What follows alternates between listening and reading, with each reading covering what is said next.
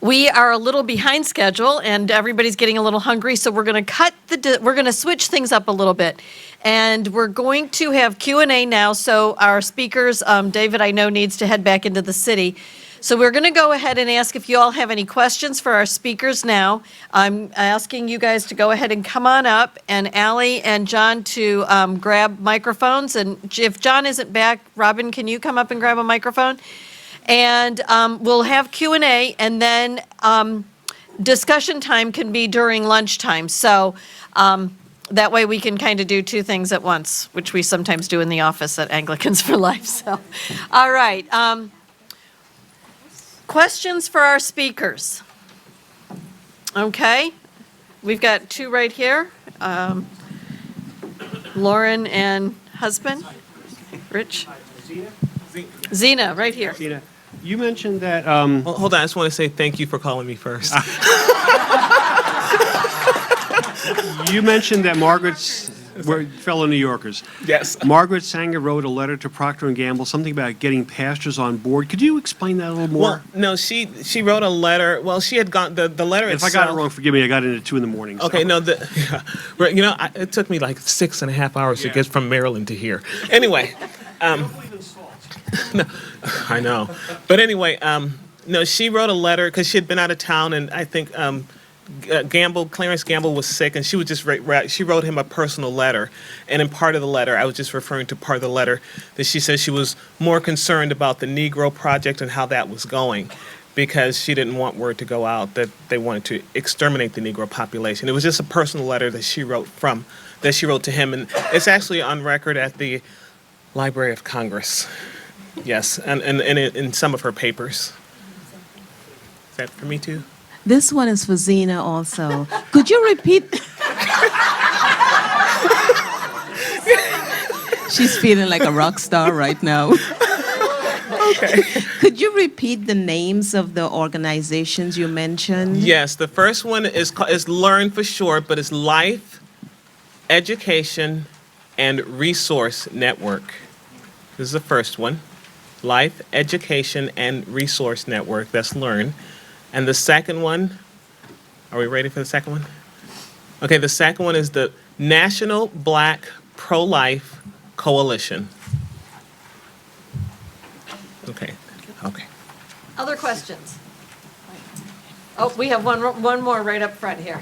Hi, thank you, everybody. I really appreciate what everybody had to share, especially you, Zena. But David, this is for you. You've been one of my heroes. How do you deal when you're setting up a 40 Days for Life campaign outside of a clinic? There's always going to be pro-life groups, like Abby Johnson describes the Grim Reaper. Right. How do you deal with that? How do you approach them? How do you just address that conflict between the two messages? It's a great question.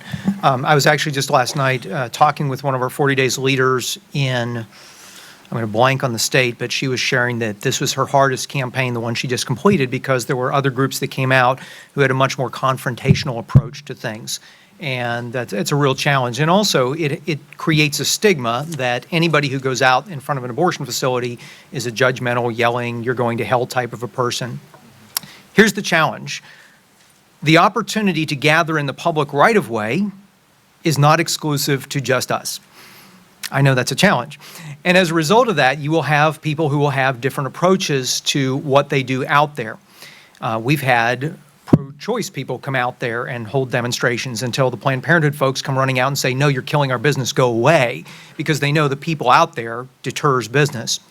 When it comes to other people who are opposed to abortion, who may have much more aggressive approaches, I think first off, the most important thing we can do is to pray for everybody involved. Many times when we're dealing with abortion, as we've heard and as many of you have experienced, it's a very raw emotional issue. And many people respond to that with raw emotion.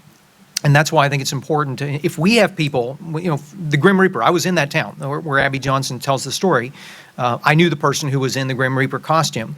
And so I spoke to him and said, we want the same objective here. But the problem is when people see you, who are pulling into the clinic, they run inside, and we never have a chance to talk with them. And I said, what we're trying to do is to pray, first and foremost, but secondly, to have a conversation and have sidewalk counselors that are able to open that discussion and hopefully be able to lead them elsewhere to a pregnancy center. Well, he continued to come as the Grim Reaper for a little while longer, but then as he observed those circumstances happening, he finally realized, I was here wanting to help because I'm very passionate about abortion, but this isn't helping. And he never wore the Grim Reaper suit again and didn't come back. So I think a lot of it is not confronting them as you're the problem and you're causing this challenge, but saying we have in common that we're all trying to get to the same end result, which is saved lives, mothers who are spared from the crisis of abortion. Let's all look at it and say, what can we do to try to make this outcome happen? And sometimes that reasoning will work. Sometimes it won't. And when it doesn't, my general advice to our 40 Days folks is try to create some space between you and them. Number one, so you don't get lumped in that you're part of that. Number two, so that you can truly pray and not get caught up in all the emotion of it. But also, anybody who participates in a 40 Days for Life signs a statement of peace and commits that they will have nonviolent, not only nonviolence, but also Christ-like behavior in everything they do out there, because we want to make sure that standard is in place.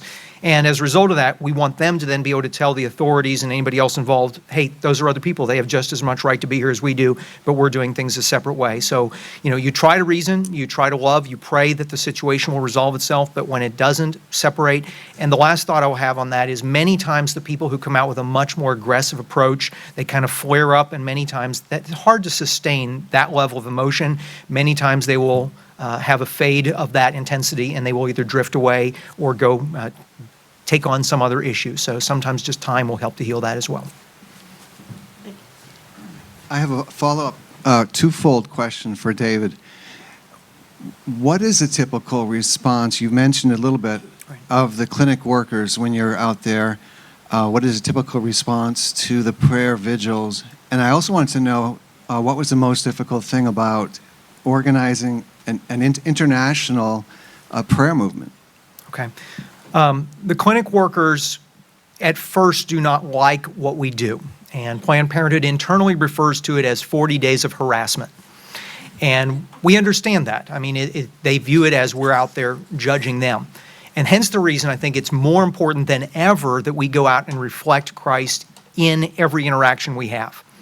And so you'll read story after story if you've read Abby Johnson's book, or if you've heard other stories of the workers who have had a change of heart. They inevitably discuss that even though they wanted to hate those people, they saw love reflected back at them. And when they decided to leave, that was why they went to those people. They don't go to the Grim Reapers. They don't go to the person who's yelling through a bullhorn. They go to people who show them love. The guy who led the 40 Days for Life in Manassas that I referenced, Ken Groves, the first time he went out there and somebody pointed out the abortionist going in, he was angry and he yelled at the guy and was just furious. He's like, how can you kill those babies? And somebody pulled him aside and said, you're not going to win any hearts. Did you notice he ran in quicker when you confronted him?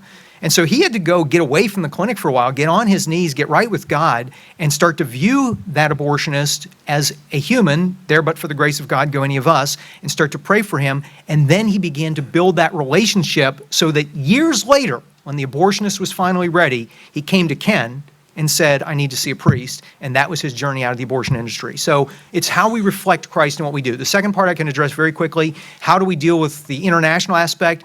Just purely trust the Holy Spirit.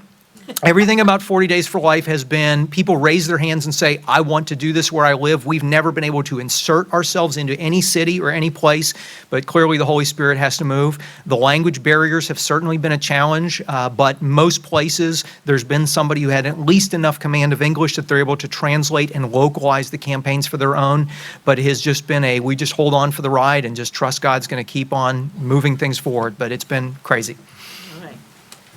Okay, we've got a question up here, and we've got one right there. All right, ma'am. Well, first of all, thank you all for your excellent presentations. My question is for Reverend Means.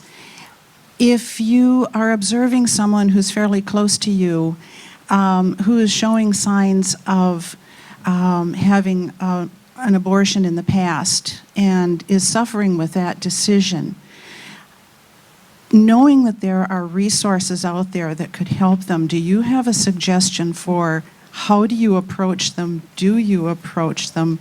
How can you lovingly reach out to them? It's a really good question, and I wish I had a really good answer. What I do, and I've been in that situation a number of times with other women, is pray, just praying for them, and to share my own situation, and to let them know if I believe that that woman or that man or someone has also gone through that, is to just share my own story and say, you know, the Lord is good. He's forgiven me. And just talk about that and give them a safe place and a safe situation to talk to. I'm going to add a little something there, that Yes. you can also talk about the fact Right. that you've heard women's testimonies now. Yes. And the other thing that's on the Silent No More website, and I can, Robin or I can show you, we have over 300 video testimonies, and they are viewable on your smartphones. So you can say, I understand how you're feeling, and here are some women who experienced what you've experienced. And every testimony contains at the end how we found help and healing. So it always directs people to the healing and gives them the hope of forgiveness. So it's a great resource for everyone. And I'm not a person who refers to other situations and research on the internet. I just don't, except for Silent No More. I do refer to that all the time. Thank you. Do you have a question, Miss Vicki? I do. Is this on? Oh, it is on. Hello. It's a question for Julie. First of all, thank you very much for sharing your story. It's always difficult, especially when you have, as you say, there's all these folks who have lots of experience speaking publicly.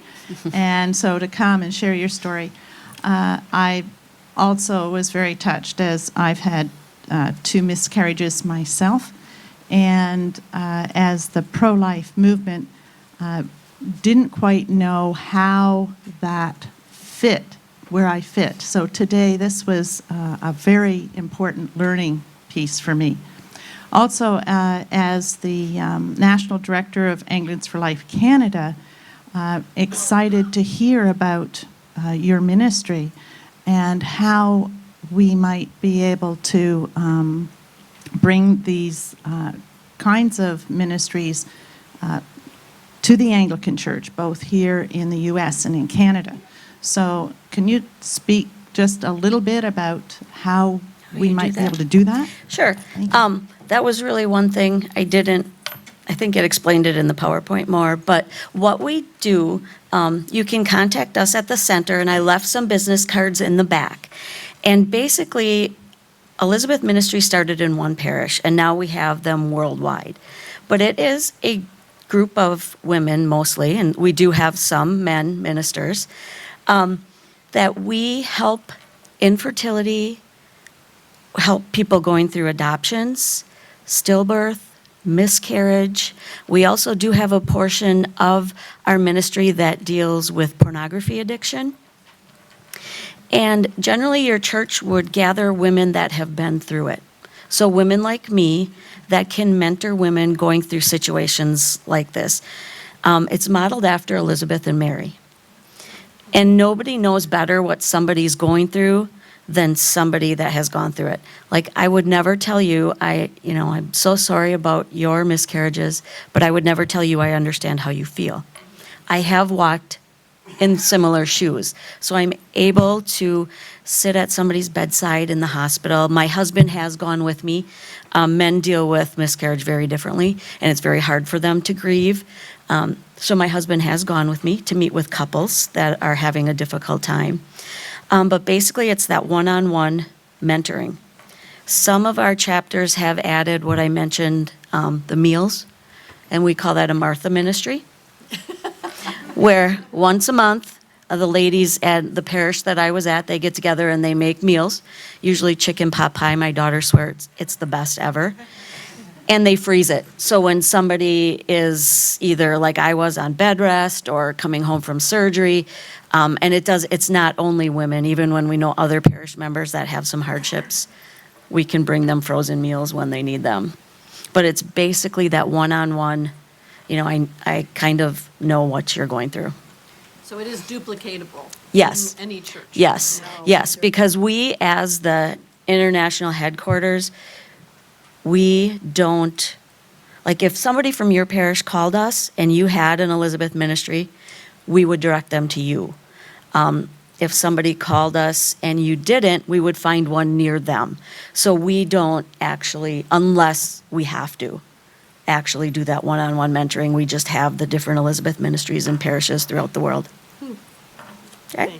I do have the business cards back there, and you can email me. And all the websites are in the bios for each speaker.